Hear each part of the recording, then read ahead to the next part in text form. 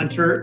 My colleagues and I operate a couple of blockchain investment funds. We launched our first venture, Crescent City Capital, in early 2019, which is a hedge fund investing in liquid cryptocurrency products on centralized exchanges. Been operating that company for about 4 years, and then have added other capabilities. We have a mining power brokerage operation, and about 18 months ago launched our VC arm. So Acacia is investing in early stage blockchain projects. Really, our only mandate is that we have to be receiving a token investment. But outside of that, we've been invested across a wide variety of business models, verticals, protocols, and typically investing C to Series A, and looking to hear about interesting and the founders who are launching them. So I mean, I've heard other gaming pitches before, but when you're envisioning like the actual NFT that the player is going to have in their wallet or in their account, are you envisioning that it's going to be a skin, that it's going to be that it's going to provide some sort of access to the game? So when you're talking about being able to transfer this NFT between games, what are they actually transferring in terms of the way that this NFT is allowing them to play or interact with the game? Is it okay. So you ask about the mechanisms? No, I mean, is it a weapon? Is it like a tool, like a skin, or does it allow access to certain elements of the game? Okay. Sorry. The NFT is when it's used in a game A, it maybe has like visualization. It may has different skin, but in the game B, they may have different skin as well. It really depends on the game B. They win like choose how to display the NFT as they want. They just use the metadata of is writing on the NFT. Okay, interesting.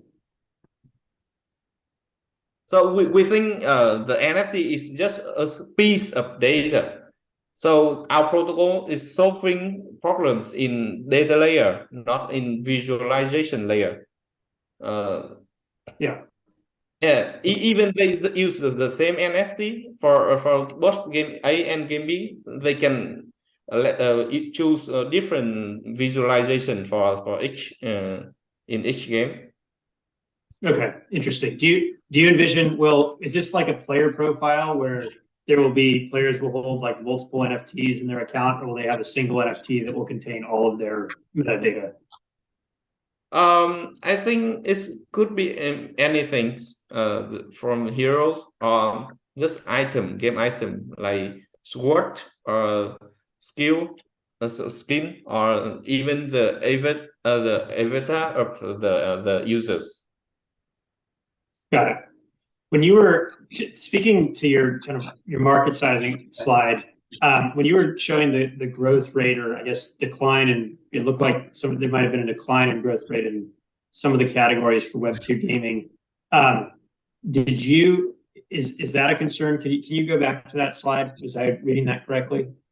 You mean which slide? It was one of the first slides, and it was talking about that slide. So is that saying that it's going down 4.3% year over year? Not really down, but it's for the past 2 years it's not increasing a lot and a little bit down, but in long term, up not big annual growth rate. Mm-hmm. So, and which types of games are you targeting here, if any? Can you target all of these different game categories, or are you specific? We are targeting mobile games, and in mobile games we are targeting the mid-core and casual game. The mid-core game and casual games. How big do you see that market being? Sorry, I didn't catch it. So those initial two subcategories of mobile games, how big is that market, and how much do you think you can capture in the first year or first 5 years? Yeah, okay. I have actually I have another slide which shows our estimation. Wait for me, but it's not. It's a little bit catchy. Okay, maybe I will show you the file. Wait. I I will show you the Excel. Just edit it in the Excel. Yeah. Can you see? Mm-hmm.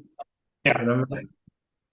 So I assume about the gross the app users over year change over years like this. Gross the app users mean the user who is using the game, not our game our users. The protocol users is the one here. This metric, the protocol users is the number of users who actually use our protocol against the gross app users. So here I have two another assumptions. The monthly the MAU per GDU is 6% this year for 2023. It's 6 years because I get this number from games. They have MAUs from 5 to 10%. So and we also have another assumption is that the PU, the protocol users per MAU is 5%. So we multiply these three metrics and we have the protocol users, which is 3,000 over against 1 million users. And so after that, I have another assumption about the mutation per PU per month. The mutation means anything like interaction with the protocol, like means burn, update, metadata is 6 per PU per month. So and we have the mutation price. We charge people price 1 cent, 1 cent per one mutation. So it means we will have the revenue per month is this number. Got it. I understand that flow. One thing I'm noticing just looking through this is the variance in the profit per year and the cost per year, and also the protocol users go down in 2026. And I think that's because you ratchet down some of your assumptions in 2026. I'm wondering why that is, but also I think that just from an optics standpoint, that looks it's kind of tough to follow, or you at least have to explain why 2025 is profitable, and then you have this step down again.